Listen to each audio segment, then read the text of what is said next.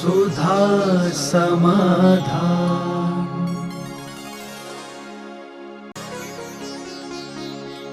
नमोस्तु गुरुदेव। एक गृहस्थ को अपने परिवार में प्रेम बढ़ाने के लिए कैसा माहौल बनाना चाहिए?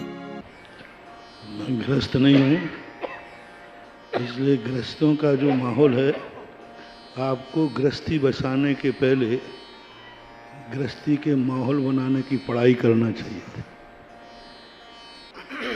जिस क्षेत्र में जो व्यक्ति जाता है उसकी कुशलता होना चाहिए। आज तुम जब पूछ रहे हो, ये चीज़ आपको गृहस्थी बसाने के पहले पूछना चाहिए। और पूछने के लिए मैं उनके पास भेज देता जिनके अच्छे घर चल रहे। एक व्यक्ति का उदाहरण देता हूँ। एक घर में 58 व्यक्ति एक साथ चूल्हे पर भोजन करते थे, जिनकी 4 पीढ़ियाँ थीं। 58 लोग एक चूल्हे, 58 एक चूल्हे पे भोजन करते। उनसे पूछा गया कि भाई तुम्हारे एक व्यक्ति, उनके सबसे बुजुर्ग जो जेठ थे, उनसे पूछने गया कि भाई आपके घर की एकता का रहस्य क्या है? हम तो 2 प्राणी ही नहीं रह पा रहे एक साथ, तुम इतने सारे। तो उन्होंने कहा भाई मेरे से मेरा छोटा भाई है, ये जवाब वो बहुत अच्छा देगा, आप उससे पूछिए। उसके पास गए तो उसने उससे छोटे भाई के पास भेज दिया। तीसरे के पास गए, चौथे के पास गए। 5 भाइयों का परिवार था। 5वें ने कहा कि भाई देखो, मेरे बड़े भाई का एक लड़का है बड़ा, वो तुम्हारे लिए इसका जवाब देगा, क्योंकि वो सबको वही संभालता है। उसके पास गए तो उसने और जो उसके छोटे भाई थे सबके पास भेजते भेजते अंत में जाकर के सबसे पूछा कि भाई, अंत में एक छोटा सा बच्चा था 8-10 साल का, करते करते उसके पास भेजा, साहब इससे पूछो। उसके पास गए, बोले भाई साहब आप थोड़ा सा विकल्प करें, इस घर का सबसे छोटा सदस्य हूँ, मेरी अपेक्षा, मेरा बड़ा भाई है, आप उससे पूछो तो अच्छा है। फिर वो लौट के गया। क्रम से करते करते करते करते वो पहले नंबर के पास पहुंच गया, क्योंकि छोटे लोगों ने यही कहा कि साहब हमसे बड़े बड़े लोग बैठे। अंत में बड़े व्यक्ति के पास पहुंचा। बोले साहब तुम्हारे घर का ये क्या गोलमाल है?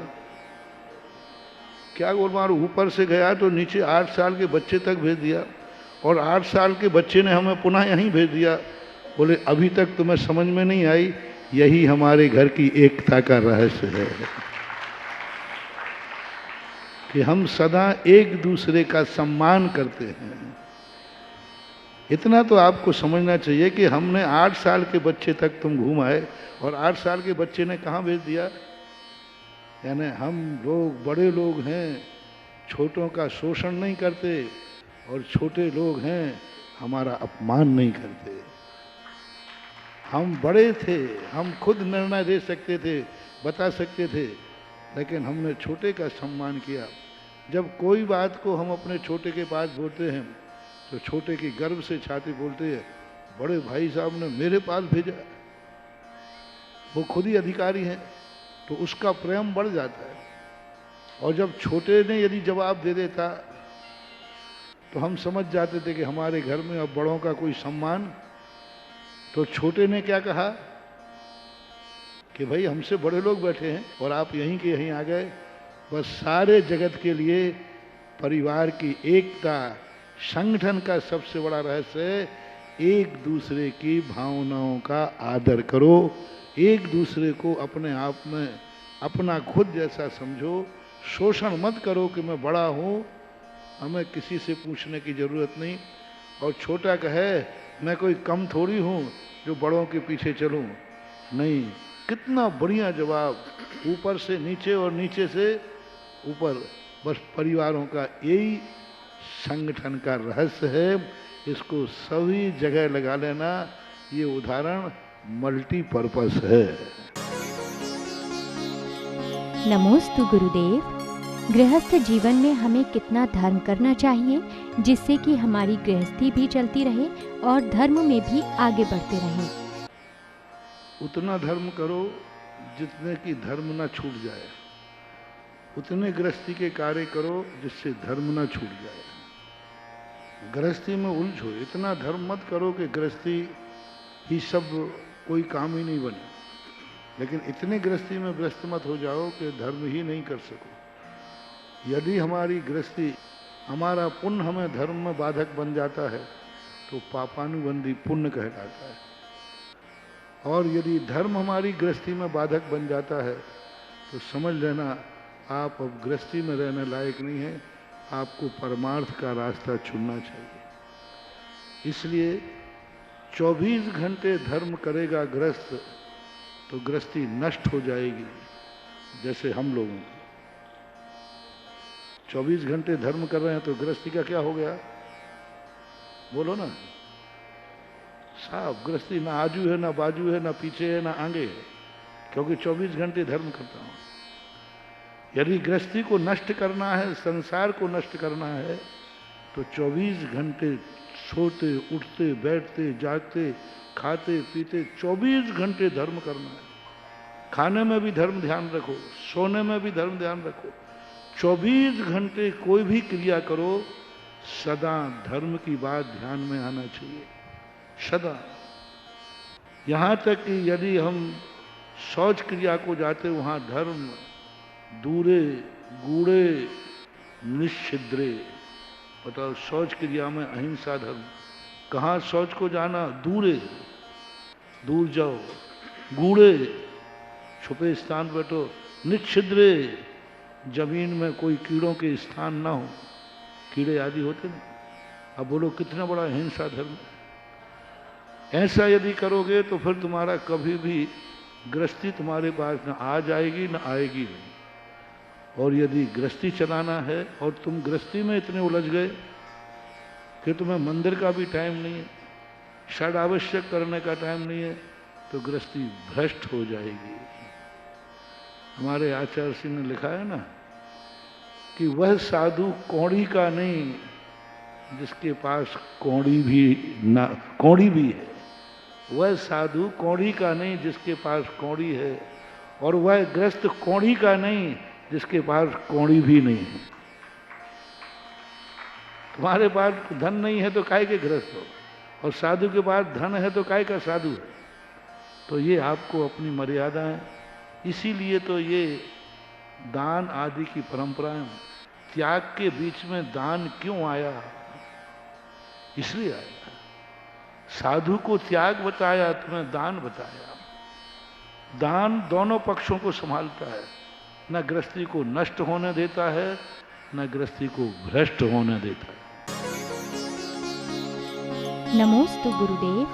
5 अणुव्रतों को क्या प्रतिमा के रूप में लेना चाहिए या बिना प्रतिमा के रूप में लेना चाहिए? लेकिन उनमें गुणस्थान नहीं बढ़ेगा। उसमें तुम्हारा कुलाचार, जैनत्व, श्रावकाचार, सम्यक दर्शन सुरक्षित होगा, मजबूत होगा। क्योंकि सम्यक दर्शन में भी अनुकंपा है। अहिंसा व्रत नहीं है, ठीक है, लेकिन अनुकंपा तो सम्यक दर्शन का गुण है ना। अहिंसा में व्यक्ति किसी जीव को मारता नहीं है, और अनुकंपा में व्यक्ति दूसरे जीवों को बचाने का भाव करता है। हम लोग बचाने का भाव नहीं करते। हम लोगों का नियम है कि हमारे द्वारा किसी जीव की मौत ना हो, वो अहिंसा व्रत है। और अनुकंपा में और अहिंसा में क्या अंतर है? अनुकंपा में व्यक्ति को बचाने का भाव आता है, उसके प्रति करुणा का भाव आता है कि इसको बचाना है। तो गृहस्थ अनुकंपा का पालन करता है। इसलिए सम्यक दर्शन में 8 गुणों में पूज्यपाद स्वामी ने प्रसम, संवेग, अनुकंपा, आस्तिक, अनुकंपा रखा, अहिंसा नहीं रखी, दया नहीं रखा, करुणा नहीं रखी, अनुकंपा रखी। बहुत बड़ा रहस्य है। और हम लोगों के मूल गुणों में अनुकंपा नहीं है, अहिंसा है। अहिंसा का अर्थ है प्रमत्त योगाद प्राण विप्रोपणम हिंसा। हम किसी जीव को मरने नहीं देंगे, हम बचा पाएंगे नहीं बचा पाएंगे मुझे पता नहीं है, और हमारे पास बचाने का कोई उपाय भी नहीं है।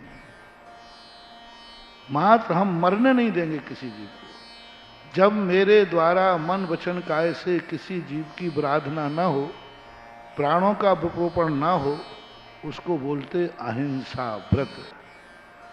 और जब कोई व्यक्ति मर रहा है, कष्टों में है, उसको बचाने का भाव आना, मैं कैसे करके इसको बचाऊंगा, वो कहलाती अनुकंपा, दया भाव। इसलिए अभिनव सम्यक दृष्टि के पास एक अनुकंपा गुण है। उस अनुकंपा गुण में वह 5 अणुव्रतों को धारण करता है और मध्य मधु मास को आगे करके वो प्रयास करता है कि मैं कितने जीवों की सुरक्षा कर सकता हूँ। और हम लोग भाव करते हैं कि मेरे द्वारा कोई भी जीव मरण को प्राप्त न हो, क्योंकि बचाने का हमारे पास कोई उपाय नहीं। मैं किसी जीव को मारूंगा नहीं, लेकिन कोई मर रहा है तो मैं उसके क्या कर सकता हूँ? आप लोग कर सकते हो। कोई मर रहा है तो आप लोग क्या करोगे? उठा के अस्पताल ले जाओगे, पट्टी बांध दोगे, XYZ। हम क्या करेंगे? रास्ते में कोई एक्सीडेंटल केस मिल गया, आप होगे तो क्या करोगे? तुरंत गाड़ी में उठा के डॉक्टर भाई, ये अनुकंपा है। और हम क्या करेंगे? बोलो हम क्या करें? अकेले हैं हम भी, और एक्सीडेंट चल रहा है, वो कहता महाराज बचाओ बचाओ, पीछे लगा दूंगा, और क्या करूंगा? अब मैं बचा नहीं सकता, कुछ नहीं कर सकता मैं। इसलिए हम लोगों के भाव रहते हैं कि हमारे द्वारा किसी जीव की आराधना न हो, और तुम्हारा भाव होना चाहिए कि हमारे सामने हम किसी जीव को बचाने की पूरी ताकत करेंगे। इतना अंतर है अनुकंपा में और अहिंसा में। नमोस्तु गुरुदेव। हम ऐसा कौन सा पुण्य करें कि जहाज जैसे मंदिर का पुण्यार्चक एवं क्षेत्र के विकास का पुण्यार्चक करवा सकें? विकास करने का जो संकल्प है, उस संकल्प से आज जहाँ ये स्थिति थी कि वहाँ से मूर्तियाँ उठ गई, मंदिर खंडहर हो गए, मूर्तियाँ सब खंडित कर दी गई। इतने सालों में आप वहाँ कुछ मंदिर बनाने का भाव आया है, उस क्षेत्र को उठाने का भाव आया है, ये बहुत बड़ी चीज़ है। मेरा बनाने वालों से कहना है कि 8 नवीन मंदिर बनाना नवीन स्थान पर, और एक मंदिर उन प्राचीन क्षेत्रों पर बनाना जो तुम्हारे मंदिर बनाने से वो तीर्थ क्षेत्र जगत में विख्यात होगा। तो 8 मंदिरों के बराबर एक मंदिर कहलाता है, 8 मंदिर का, क्योंकि वो प्राचीन क्षेत्र। क्योंकि जब तक वहाँ आपके दुकान में जो माल होता ना, पुराना माल पाना है तो क्या करना पड़ता? कुछ नया लाना पड़ता है, नया ला करके नए में मिला करके फिर बेचते हैं। पुराने क्षेत्र कुछ इस दशा में पहुंच गए हैं तो उन दशा को उसी दशा में नहीं उठाया जा सकता। जहाजपुर एक ऐसी दशा में पहुंच गया है, उसी क्षेत्र में उस मूर्ति को, उस मंदिर को उठाया नहीं जा सकता, क्योंकि वो आर्कोलॉजी वालों के ऐसे कानून और सिद्धांत बन गए हैं कि हम लाख उपाय करें, हम कुछ नहीं कर सकते। अब एक ही उपाय है, उसको उठाना है जरूर।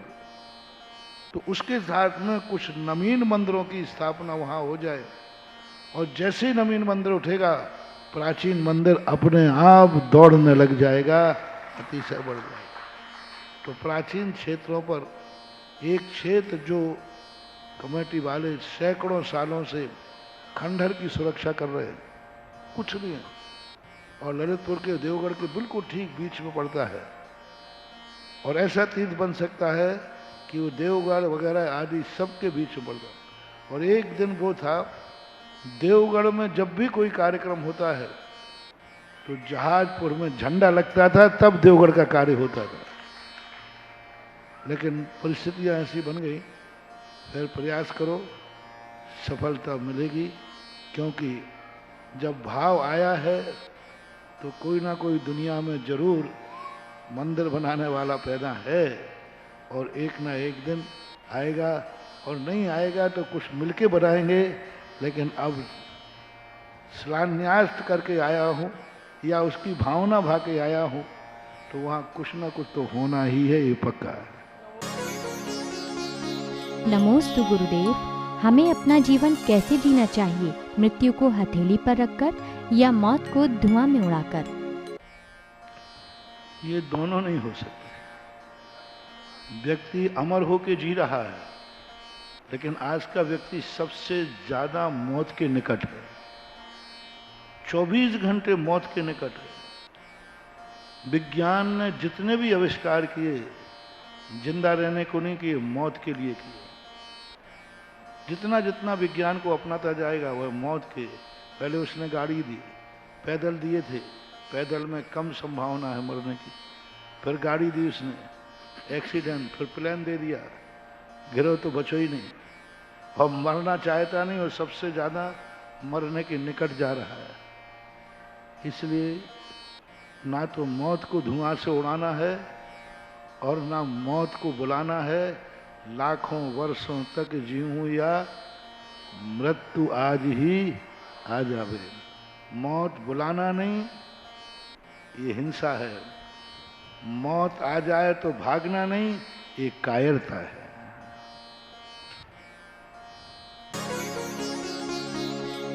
नमोस्तु गुरुदेव। कृपणता का व्यवहार व्यक्ति के किस कर्म के उदय से होता है? लोभ कषाय की तीव्रता। कृपणता तो कभी किसी जीव ने अच्छा नहीं कहा। मिति व्ययता, इसका नाम दो मिति व्ययता। अनर्थ दंड से बचना, ये दो शब्द हैं। कृपणता तो सदा निंदनीय है। कृपणता का अर्थ होता है कृपा नहीं करना। किसी को हम बचा सकते हैं, नहीं बचाना। किसी को हम जाकर के सहायता कर सकते हैं, नहीं देना, कृपणता कहलाती है। और मिति व्ययता कहलाती है अधिक खर्च नहीं करना। जब थोड़े से काम चल रहा है तो विशेष अधिक क्यों करें? तो मिति व्ययता तो होना जरूरी है और होना ही चाहिए, क्योंकि जिस व्यक्ति में मिति व्ययता नहीं है वो उड़ाऊ खाऊ माना जाता है। और जिसमें कृपणता है, कृपण व्यक्ति ना तो सोया का काम करता है ना दूसरे का करता है। उसके लिए तुम्हारे यहाँ कहते हैं ना, कौड़ी कौड़ी माया जोड़ी, बन गए लाख करोड़ी, दान करी ना खाई खर्ची, आखिर को सब छोड़ी। ये है कृपणता। और मिति व्ययता कहलाती है व्यर्थ में खर्च क्यों करना, जब इतने से काम चल रहा है तो ज़्यादा क्यों करना। इसलिए मिति व्ययता होना चाहिए, कृपणता नहीं। सुधा समाधान।